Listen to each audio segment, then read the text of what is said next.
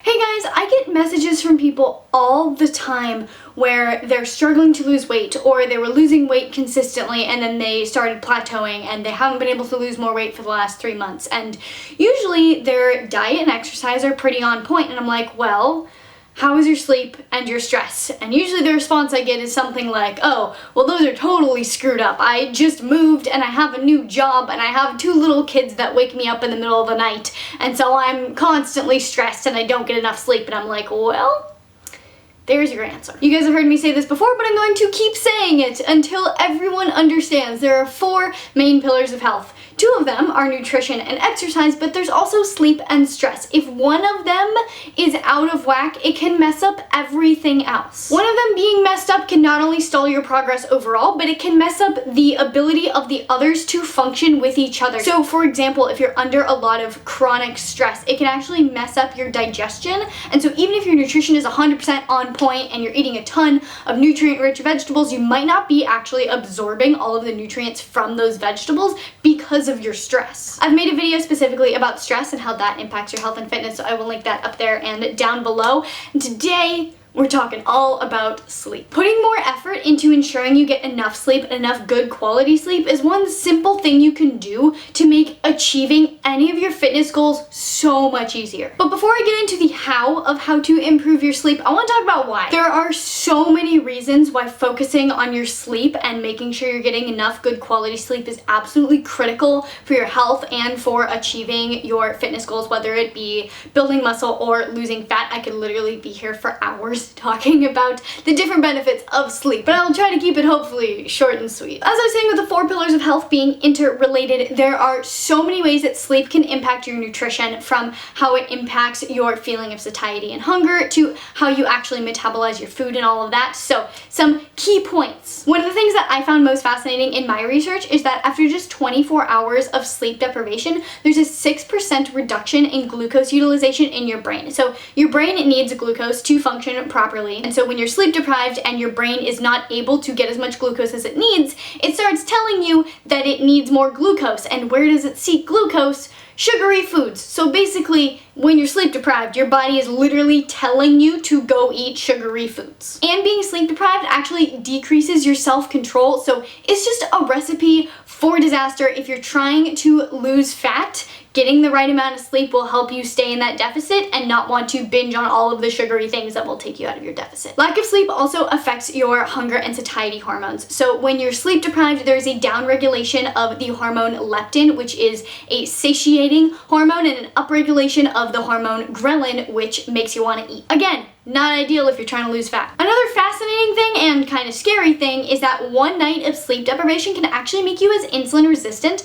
as a person with type 2 diabetes. So now when you're insulin resistant, your body starts producing more and more insulin because it needs more insulin to regulate your blood sugar. And one of the roles that insulin plays in the body is kind of as a storage hormone. So if you have excess calories, it stores them as fat. 1 night of sleep deprivation is probably not much to worry about, but chronic sleep deprivation can lead to developing type 2 diabetes because it's causing insulin resistance. And then last little tidbit about nutrition, pretty much everyone now knows how important gut health is in your overall health and staying fit and achieving your fitness aesthetic goals, but sleep can actually affect your microbiome. Studies have shown that people who experience jet lag actually have a major disruption in their gut microbiome due to the jet lag, and so they end up with a lot more bad bacteria and a lot less good bacteria in their gut. Having an imbalance of good and bad bacteria in your gut can cause so many different issues, but since we're on the topic of achieving your fitness goals, it can also cause weight gain. Now, moving on to exercise, there are 2 major ways that sleep, or lack thereof, can impact the efficacy of your exercise. One of the most obvious ones is that if you're really sleep deprived, if you only got 3 hours of sleep last night,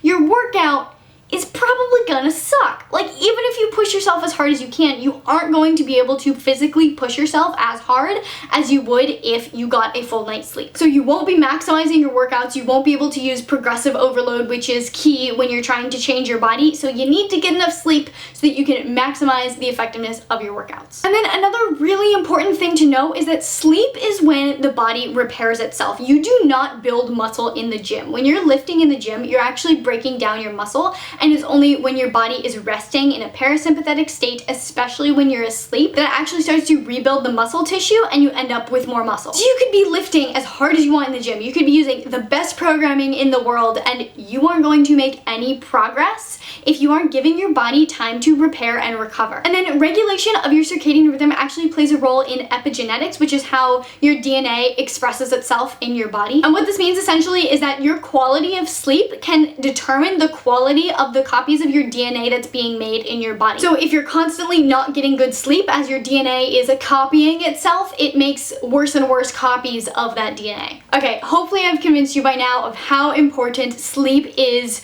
for your overall health, for achieving your fitness goals, etc. And so now we're getting into part 2 of the video, which is how to actually promote good quality sleep. Getting good sleep or enough sleep doesn't just depend on how long you're unconscious. The quality of the sleep itself also plays a huge role. It's pretty easy to tell if you're getting enough sleep as far as the duration goes. You know, if you go to bed at 11 and wake up at 7, you got 8 hours of sleep. Congratulations. But it's a lot harder to tell if you're getting really genuinely good quality sleep. If you are struggling to lose fat or gain muscle, if you're just generally feeling chronically tired, you're probably not getting good quality sleep. Now, the ultimate key to getting good sleep is regulating your circadian rhythm, which is a series of mental, physical, and behavioral changes that occur as a daily cycle. The circadian rhythm regulates sleep-wake cycles. It also regulates certain hormones. An example of this is when you wake up in the morning, when the first hours of daylight, your cortisol levels are particularly high, and then they slowly go down over the course of the day, and then near the end of the day, your melatonin levels rise when you're getting ready to go to sleep. Your circadian rhythm also influences your eating habits, your digestion, your body temperature, which fluctuates throughout the day, as well as other bodily functions. If you're someone who really struggles with your sleep, you can't get to sleep, you can't stay asleep, you're always feeling chronically tired, or if you're just someone who wants to learn more about getting a good sleep to make achieving your goals easier, I highly recommend the book Sleep Smarter. I literally listened to it twice, like in the last week, because it was just that good and that fascinating and had that much amazing info in it. You guys know me, I drive 10 hours a week and I'm always listening to audiobooks when I'm in the car or podcasts, but I'm really behind on my podcast now because I've been listening to so many audiobooks. But anyway, this book, Sleep Smarter, I'm pretty sure it's actually going to change my life. I've already implemented some of the things that he recommends in there, and I'm looking into getting some more things that he recommends. But every sentence of this book is a knowledge bomb, and if you are struggling with sleep, I guarantee you there is at least one tip in there that's gonna help, because there are a lot of tips in that book. As always, I have partnered with Audible to get you guys this book for free. If you go to audible.com/Marissa or text Marissa to 500-500, you can get a 30-day free trial of Audible, as well as 1 free audiobook credit, which you can use to listen to Sleep Smarter. The Audible membership also gets you access to Audible Originals, which are exclusive audio titles created by celebrated storytellers from worlds as diverse as journalism and literature and theater and etc. So whether or not you want to listen to this book, even though you should listen to this book, I highly recommend you check out Audible. Again, that's audible.com/Marissa or text Marissa to 500-500. Marissa is spelled M-A-R-I-S-A. Still see it with 2 S's all the time. I got 1 S in my name. Go do that now as you listen to the rest of this video, because that book will literally change your life. In the meantime, I have a ton of tips that I am about to go through, but do keep in mind that if you try one and it doesn't work, that doesn't mean you're doomed forever. Different people are gonna require different things to help promote the best sleep possible. So the first and most important thing to helping regulate your circadian rhythm and getting good sleep is to have a good diet. Like I said earlier, your sleep can impact your gut. Well, your gut can also have a major impact on your sleep quality. 95% of the serotonin in your body is stored in your gut, and serotonin is a precursor to melatonin, which is essentially the sleep hormone, or the hormone that promotes the sleepiness that helps you fall asleep and get good sleep. Also, quick side note for the people who have asked me about links between diet and mental health, this is also key here because serotonin is like the feel-good hormone. So if your diet and your gut health are on point, you will have better production of serotonin, which can help with things like depression. Going along with the theme of diet and nutrition, there are some key supplements that I highly recommend trying out. 3 of my absolute favorite things to take before bed are ashwagandha, reishi, and holy basil. All 3 of these are adaptogens, so they aren't like sleeping pills. Ashwagandha is a root, reishi is a mushroom, and holy basil or Tulsi is a leaf. All 3 of these are particularly good at regulating cortisol. Now, cortisol is inversely related to the production of melatonin, which, as I just said, is the sleep hormone. So if when you're trying to go to bed you have elevated cortisol for whatever reason, you're really stressed, you just did a workout, taking an adaptogen will help bring your cortisol levels down to where they're supposed to be so that your melatonin levels can rise more naturally and you'll be able to go to sleep and get better sleep. And then another supplement that's really great is magnesium oil. A lot of people are deficient in magnesium, and a magnesium deficiency can result in insomnia, restlessness, difficulty sleeping, poor quality sleep, etc. Magnesium also plays a role in supporting production of GABA, which is a neurotransmitter that supports sleep. So making sure your body has enough magnesium is key to making sure you're getting deep restorative sleep. I recently got this one after doing a ton of research on different magnesium brands, looking for one of the highest quality ones that's only magnesium. I will link this in the description as well. And if you are looking for magnesium to supplement with, I highly recommend going with an oil or a spray that you spray on your body, because your body can absorb topical magnesium a lot easier than if you're ingesting it or using Epsom salts in the bath and stuff like that. And then one thing that probably plays the biggest role in regulating your circadian rhythm is light. Studies show that exposure to basically any amount of light at night can affect your sleep quality in a negative way. So getting blackout curtains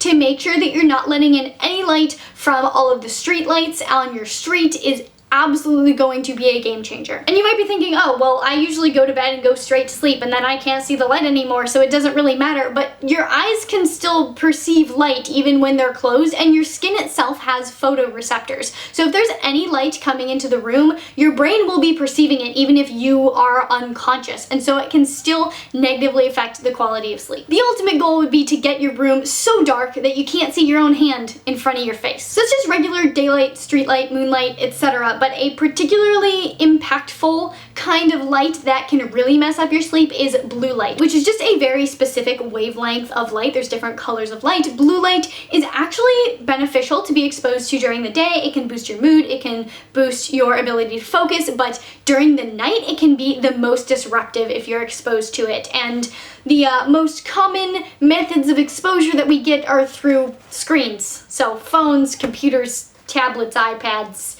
Apple Watches, etc. So I highly recommend taking any steps that you can to reduce your exposure to blue light at night. For computers, there's a great program you can download on your computer called F.lux, and what it essentially does, you put in your location and everything, and it knows what time the sun sets, and as the sun sets, it slowly changes the color of your screen to a more yellowish hue, which cuts out a lot of the harmful blue lights. On your phone, there is night shift that you can turn on, but the yellow doesn't actually block all of the blue light. The most effective color is red. So on most iPhones, the default triple click is to make your screen negative, but if you go into the settings, you can change it so that the triple click turns your screen red. I will try to find the article that showed me how to do that and link that down in the description so that you can set that up on your phone as well. Another thing you can try is blue blocking glasses, and what these are, they're essentially just regular glasses that have certain lenses in them that filter out the blue light. I really want to get myself a pair of these. I have been researching them for the last 2 months, looking at different options and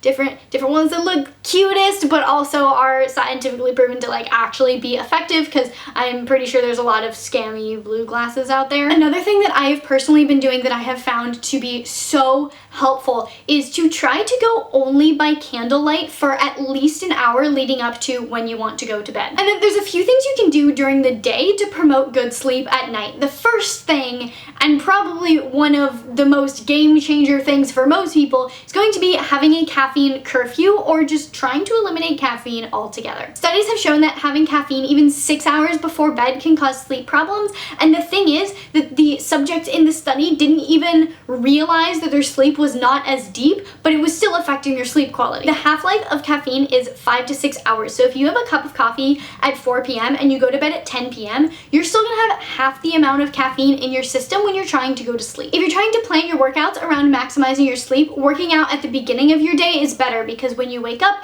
your cortisol is higher, and so you can take advantage of that higher cortisol. Additionally, exercise increases cortisol, and so if you're working out late at night, you're going to increase your cortisol, which, as I said before, will decrease your melatonin levels, which will make it a lot harder for you to sleep, and you won't get as good quality sleep. Another thing you can do in the morning, in addition to exercise that will help promote good sleep, is to make sure you're getting 20 to 30 minutes of good sun exposure. If you can just get up and go for a walk, like within the first 2 hours of sunrise, that's going to help regulate your serotonin and melatonin levels so much. And it's also going to help regulate cortisol, which, if you have a problem with stress, is really good to help regulate. And getting sun exposure throughout the day can also be extremely beneficial. If you work in an office with no windows, then definitely take your lunch break to go outside and just get a little exposure to the sun. One last little quick tidbit: the optimal temperature to sleep in is between 60 and 80 degrees Fahrenheit. Sleeping in warmer temperatures or colder temperatures can disrupt your sleep, make you get less quality sleep. So if you can temperature control your house at night, try to set it somewhere between those temperatures. I personally prefer 68. And then before I finish this off, I want to emphasize that there are a few things that you shouldn't do. And the first thing is relying on melatonin. When I did my 2-week trying to be a morning person video, I got a lot of people asking why I didn't take melatonin to regulate my sleep schedule. And melatonin is a hormone, so you are supplementing with a hormone if you're taking melatonin, and any kind of hormonal supplementation can cause a lot of issues, particularly downregulation of your body's ability to use that hormone. It's something that can definitely be used for like a day or two to recover from jet lag, but beyond that, I do not recommend it as a staple to help promote sleep. Other things to avoid to try to help yourself sleep are alcohol and other unnatural sleep aids. These things are band-aids that cause you to be unconscious a lot quicker and maybe stay unconscious for a lot longer, but they actually disrupt your quality of sleep, and you don't get nearly the same quality of sleep as you would if you were sleeping naturally. So having a glass of wine after dinner to help calm yourself down and help yourself get to sleep better is not actually helping you sleep better. And that's it. Those are all my top tips to help you sleep better, help you get better quality sleep, and help you achieve all of your fitness goals through better sleep. Please do give this video a big thumbs up because it really does support me and my channel, and I really appreciate it. Please also share this video with all of your friends and your family and your neighbors. Subscribe for more videos and hit the notification button so you don't miss the videos, and I will see you very soon. Bye.